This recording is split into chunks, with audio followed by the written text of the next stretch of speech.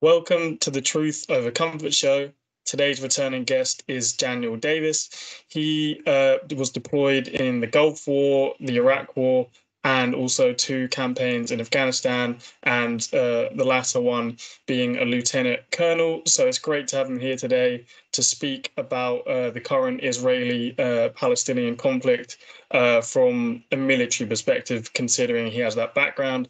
As I'm sure many of you have heard many interviews about, the destruction and all the other side of things there. But what I guess we don't hear as much is, I guess, the actual military angle. So first of all, we hear a lot, obviously, from what Hamas did. That I'm not sure, obviously, your exact billings on it, but I don't really ever see a kind of a justification for the killing of civilians, even if obviously people want to make the argument about Israel as a state, their kind of crimes and the settlers, all of that aside. But then we kind of get into this argument where people say everything Israel's doing now is justified because of that, which I completely disagree with. And I guess it would be interesting to hear from you what other options they had from a military perspective. Obviously, you can put forth the argument that they didn't need to do a military campaign at all, and they had the diplomatic ways of doing it. But if we are going down the route of a military option, what could have Israel done different to what they're doing now with this, pretty brutal campaign? Yeah, I think that's one of the most important questions to ask is what is the strategy? What is the strategy that they're using right now? What is the chances of it succeeding? And was there alternative strategies that might have had more success? I argue absolutely there were strategies that would have had more success. And I further argue vehemently that what they're doing right now has almost no chance. In fact, I would say not almost, it has zero shot at succeeding. Now, that sounds a little odd when you're talking about the military balance of power between Hamas and Israel. It's just literally off the charts. It's so much higher for the Israeli side. So how could they possibly lose a war? Look at Afghanistan. The Taliban had no possibility of equaling our military power, and yet they ended up winning that war. Because in a war, it's what you accomplish politically. What is the political outcome, not the result of any tactical battle? Because so far, even though Israel has indeed lost a fairly large number of troops killed and wounded, it's nothing comparison to how many the Hamas side has lost. And every time they have come clashes, the firepower is so much greater for Israel. They've won every direct engagement. That is not to say, however, that they're winning on the political realm, because the whole purpose set out by Netanyahu at the outset was that he's going to bring peace to Israel, that he's going to eliminate the Hamas and eliminate the danger to Israel so that they'll live in security. If that's his objective, then he is disastrously off track. Because, and this is something I personally observed many times during my military career, especially in both Iraq in the second, in the post 2003, as well as the both my deployments to Afghanistan. The more innocent people you kill, the more enemies you create. I saw that graphically portrayed throughout my time. I was first deployed to Afghanistan in 2005, and the last one was in 2011, 2010, 2011. In those 5 years, of course, I was tracking this very closely during the time I was on active duty, much less observed it on the bookends on both sides. And what we saw was a very predictable dynamic play out. We had, and I want to say the number was around 10,000, something like that, when I first got there in 2005, total American troops. And the violence number was X. Doesn't matter what the actual number was. It was X. And so it had been slightly creeping up. It wasn't very high in raw numbers, but it was creeping up. So what the U.S. decided to do was, well, since this violence is slightly up, let's put slightly more troops. And then you had the next year, you had more violence. So they had a little bit more troops. And you just see this escalation. Every time there was more violence, we would try to cap it with putting more troops on there to create more ability to kill the enemy, et cetera. All they did was grow. So then Obama comes in there in 2009, heading into 2010, and says, all right, now we're going to go really big this time. We're going to have a big surge, and we're going to throw I think it was 80,000 or maybe it was 100,000 troops at the height of it. It was 140,000 total U.S. and NATO troops, which is when I went in there in 2010. And so what we saw is a huge spike in the violence that went up there. And so now that you see every time we go big, they go bigger. every time we kill, God only knows how many Taliban we actually killed all during this time. But no matter how many we killed, more of them kept creating. And so that toward the end, I think that there was about estimated at about 30,000 Taliban fighters when I was there in 2010, 2011. And in 2020, that number had escalated up to 75,000 Taliban. So it skyrocketed even after we finally drew most of the surge troops. So the violence never went back down. So when you try to kill your way to peace, you're going to actually create more enemies. Now, as bad as that was, it is nothing compared to what Israel is doing right now, because there are massive numbers of civilians being destroyed. They're not even attempting, as we did, flawed as it was, we did significantly attempt to protect the civilian population, to take care of them, to go out of our way to not harm them in collateral damage. And again, we did fail on many occasions, and a lot of civilians were killed in our operations. But it's minuscule compared to what Israel is doing, which is not even attempting to do it. I don't care what they say. I don't care what their official spokesmen claim on television. They are targeting civilian areas. They are wiping out the ability of the Gaza Strip to sustain life because they don't want the Palestinians there afterwards. That's their objective. So they are not even attempting to be careful, and they are just plowing through. You've seen some of the recent ones where large Israeli bombs even hit the tent areas where the refugees are living. So in no way are you actually trying to protect the population. Netanyahu has said over the weekend that he thinks they're getting closer. They've destroyed, they claim, 60% of the Hamas fighters. I forget the number, all but the 6 or 8 of their battalions, so to speak, and I don't know how they actually count that stuff. But in his telling, they are succeeding tactically, and they're destroying Hamas. But my counter argument is it literally doesn't matter how many Hamas you kill. You could kill all the rest of them, but you have created so much more anger and hatred of Israel among all those people who were left, that whatever the number of Hamas fighters was at the beginning, the number of anti-Israeli fighters is now going to be dwarfing that. Because just imagine, you're talking whatever the actual number is today, 15, 20,000 women and children have been killed in the process of Israel going after the Hamas fighters. What do you think all of the male survivors of those families are going to be? What are the husbands, the fathers, the brothers, the uncles, all of that, of the people who've been innocent people who've been killed, little kids having to go through amputations without anesthesia because there's none left because Israel won't let it in.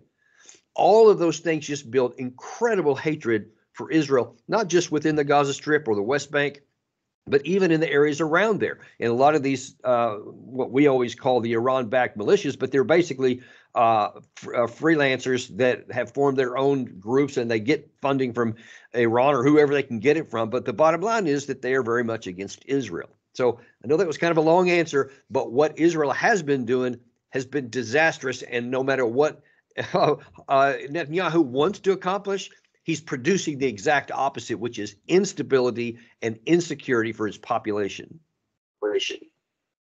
Yeah, no, I think that's a great point to make, and I think it's kind of summed up in some of the kind of pictures go around like it's like a cartoon child standing by the rubble, and then when he's older he's a Hamas fighter. As through the war on terror, these wars created more terrorist groups. Just before kind of carry on from what you was just going onto there with whatever Israel say they're doing and what it actually looks like seems to be two completely different things. But just on the original point, as a kind of a military man, what could have Israel done instead? People said they could have played the long game and just picked off the Hamas fighters. Obviously people say the best option would be to give the Palestinians their rights, but obviously just put that on hold for a second. But from a military perspective, what else could they have done? And obviously they didn't need to go as far as they have now, but what other options do they have? Similar to maybe, the US after 9/11, they didn't have to do the Afghanistan war, the Iraq war. They could have just maybe sent the special forces in and picked them off. So what do you think they could have done instead? Yeah, I'll address a point you just made before getting into specifically that, but Netanyahu over the weekend said that absolutely under no circumstances are they going to entertain a two-state solution, because in his view, that would be supporting terrorism or rewarding terrorism so that they actually benefit from what happened. So now he's absolutely taken that off the table, which is going to be a problem diplomatically, because the United States is emphatically saying that is our objective and you have to have it. And it's setting up a potential conflict because that's not what they're doing. So that's important to point out before I'll say the next part here, because there was a military popular or prospect that could have had a positive impact, that could have resulted in the outcome that Netanyahu said he wanted, which is to provide peace for his people. If you had said, I'm going to have a targeted operation here where we're going to go after and methodically go after Hamas. Now, they're literally embedded within the population. They don't wear uniforms, so it's not like you can just go get the bad guys, because who's bad? This guy or that guy? They both look the same. One's a Hamas fighter, and one's just a guy that wants to live. And, you can't just kill them all, because that's what they're kind of trying to do. So if you want to achieve the positive outcome, you would have to have an intelligence-driven, targeted operation to go after the Hamas. Now, you could have figured some of them out because they are identifiable, as we had. There's a similar operation the U.S. had in Iraq in a place called Ramadi, which is a similar-sized town to, like, say, the Gaza City in the north. And we spent 7 months going through the one town by having targeted, intelligence-driven operations where we methodically went through the city looking for the bad guys, going overboard to take care of the population, to make sure that they were fed, to make sure that they were protected, that they got medical help, everything that they needed. And then we cooperated with them as much as we could, took great care not to harm anyone while we were going after the bad guys in that particular case. Israel could have done something like that, and it would have taken a long time, a year, more than that, to do that.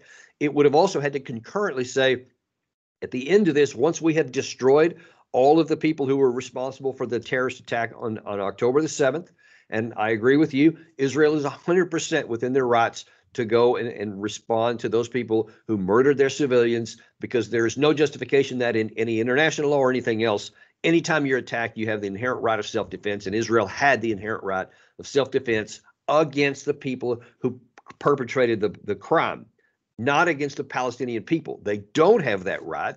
In fact, every law in the book and just normal humanitarian impulses say you don't slaughter innocent people by going after somebody that did something bad to you, because then now you've become just as bad as the bad guys, so to speak, in this case.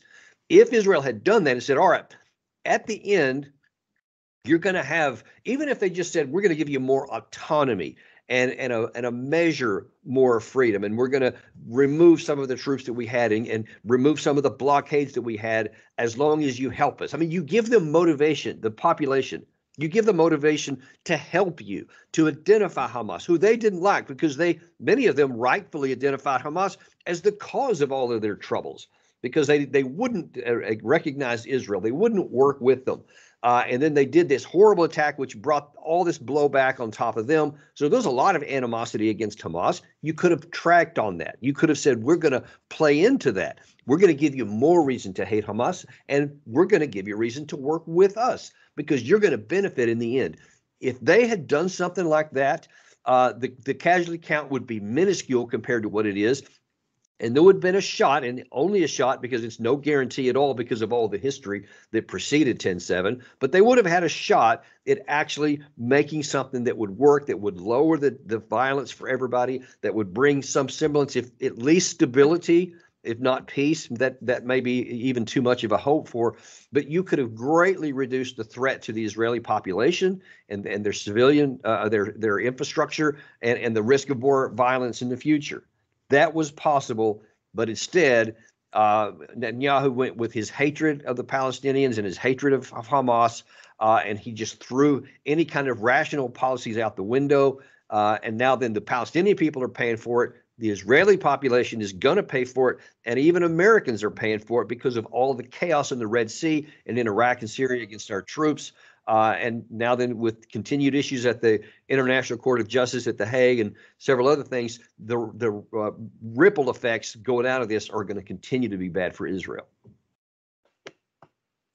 Yeah, again, no, I would agree with you. And obviously, again, we're talking about the different military options, but we do obviously have to point out again, kind of like what you mentioned there, the reason obviously for Hamas attacking, again, we both agree that it wasn't justified. It's pretty damn obvious, the reasons why these attacks happen and kind of, the brazen abuse of Palestinian rights over the years that creates groups like this that lead to this. So, again, I'm asking you about a military kind of alternative, but at the end of the day, it comes down to giving the Palestinians more rights and stopping kind of, as you said, the siege and other things they're doing. But going back to kind of what you was talking about earlier, so I guess from an outside perspective, most people could just see this as another military campaign, just as brutal as the Iraq War, Afghanistan, or once before.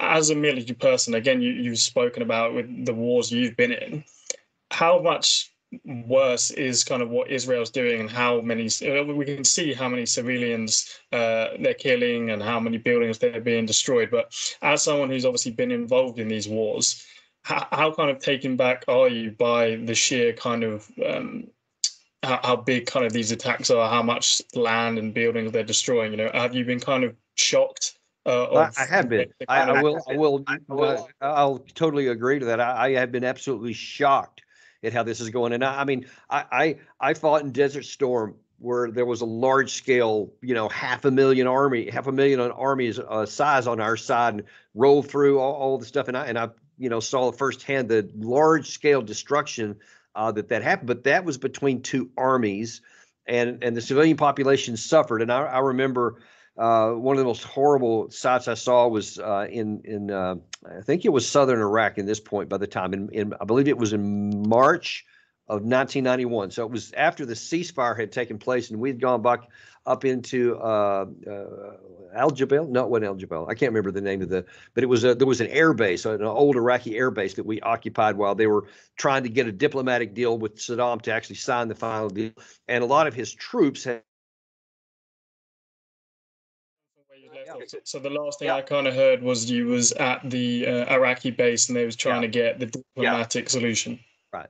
So our forces had gone up into Iraq, and I was on an Iraqi air base, and we were putting pressure on the Saddam forces to make a deal to end the war completely. Well, we had a line of where we couldn't go any further, and the Republican Guard was on the northern side of that, and so they were actually, doing lots of things to the population. Some of the Sunnis had actually risen up against the Shia people to try and use it as an opportunity for a revolution or so. They put the thing down? It didn't work very well. Well, a lot of the civilians in that area, now that there's no food, there's no transportation, there's none of the normal things that bring water and fuel and anything else into the into the area. So they went onto the air base in a certain part, and there was a big fuel trailer there where they were just, people would just walk up with buckets and whatever to get some fuel out of it so they could take it back, to their homes and use it for cooking oil or whatever. Something went wrong, and this large number of people that were lined up to get the fuel, it caught fire.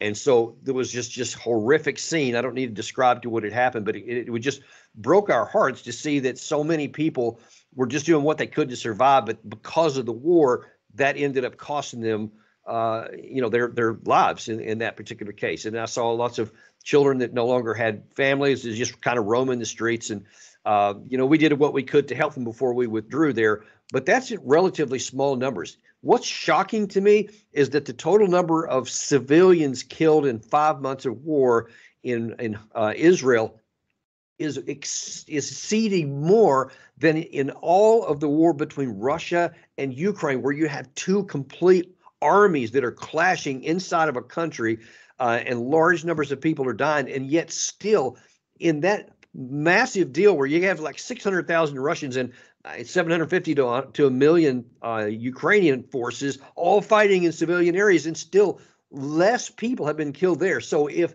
this big war kills less than what Israel is in this tiny little strip of 2 million people, that tells you the scale is just off the charts. It's unconscionable. It's unjustifiable. There's nothing that you can do to justify that, even though Israel does with words every day. But it's just nonsense. And I think that's one of the reasons why even Western support is starting to wane for Israel, because everyone has reflexively been behind Israel because of what happened in the Holocaust during World War II. And it's really hard to change that. What people have been, the never again that, has just been a mantra for decades in the West, to now all of a sudden say, wait, these guys are doing something that is terrible that they shouldn't. Because again, because of what happened on 10/7, there was immediate support for everything Israel was doing, because they were attacked, and they genuinely were.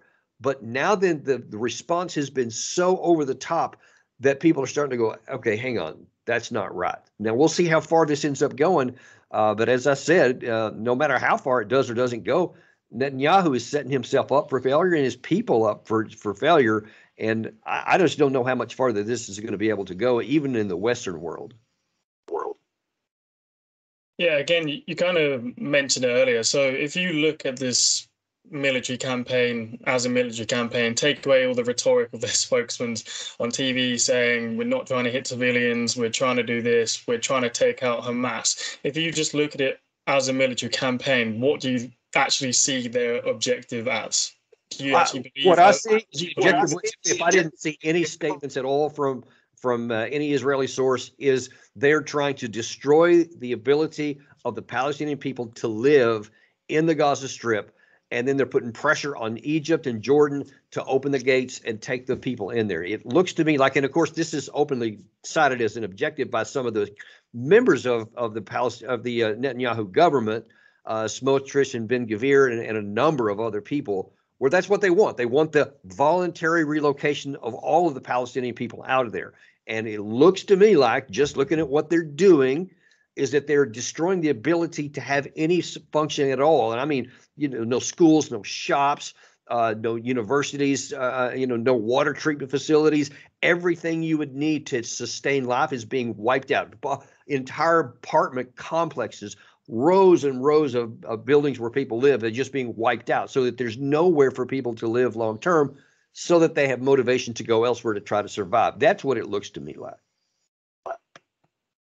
Yeah, I mean, on the universities specifically, they didn't even bomb it, from a plane. They put explosives there, and there's a video where they're all watching it, and then they blow it up, and people were pointing out, if there was a genuine Hamas threat, the reason, every time they bomb somewhere, they say Hamas were there. Well, if there was a real threat, you wouldn't have time to put down all these explosives and wait outside. So, it's pretty...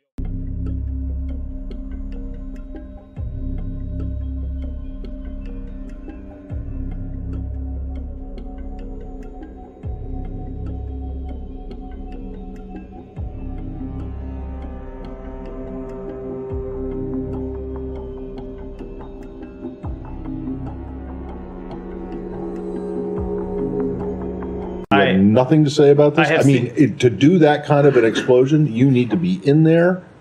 You have to put the explosives down, and it takes a lot of planning and preparation to do. And if there was a threat from this particular facility, they wouldn't have been able to do it. The US State Department is being asked to explain its LA's actions. We are always troubled by any degradation of civilian infrastructure in Gaza, but without knowing the actual underlying circumstances, I'm a little hesitant, I think for reasons that should be understandable, to pass definitive judgment on it from this podium. Just as we're finishing off here, because I know you've got to jump off, I haven't, completely tracked, I guess, your opinions on Israel over time, but has this kind of military campaign changed your view of them? Or before this, had you already kind of, changed your mind? I'm not sure if you used to be like a big Israel supporter, but again, I'm sure this campaign may have tilted a few people who are on the fence. So has it kind of changed your view, or was that already changing? Well, I was actually scheduled to go visit Israel for the first time in about 2 months from now. When all this happened, I had a trip planned a long time ago, was very eager to go, and very disappointed about what's happening here just on a personal level. But look, I mean, it hasn't changed anything to me on the Israeli people. They still have just as much right and every reason why they should be able to live in peace just like anybody else. But my big beef is, and it actually always was, so this hasn't changed, is that so do the Palestinian people. They also deserve the right to survive and to live and to have hope for the future. And it can be done. Nobody's going to get what they want. The Palestinians aren't going to get everything they want. The Israeli people aren't going to get everything they want. But there is room for both sides to be able to live and coexist and have some reasonable expectation of hope for the future and security for the present. That is possible, but there is, at least it was possible before. It's now enormously different, and it's probably going to take a generation because of the hatred that has been just exploded on in quarters of both sides, both the Israelis toward the Palestinians and the Palestinians in reverse. That it's just, I don't think it's reasonable to suggest that's going to go away anytime soon, no matter what anybody does. Even if they put me in charge and said, all right, you have dictatorial powers, you can tell everybody what to do, and they're going to do it. Even if that happened, I can't do anything about what's the hatred in somebody's heart. And there's so much generated on both sides. It's going to take a generation to get done. But we have lots of experience to know that in that time, you can calm things down if you have rational policies. And for all of the people on both sides of that line, that's what I hope for. Well, that's definitely a good way to leave it. I'd just like to thank you for coming on. I know it's only fairly short, but I think because we kind of just did it on a specific subject, hopefully people could see maybe a different perspective on it. But thanks again for coming on. I'll put all the links to your, where you're based, your channel, everything in the show notes and up on the screen. But thanks again. I know you've got to run, so I'll let you go. My pleasure. Thanks ever so much.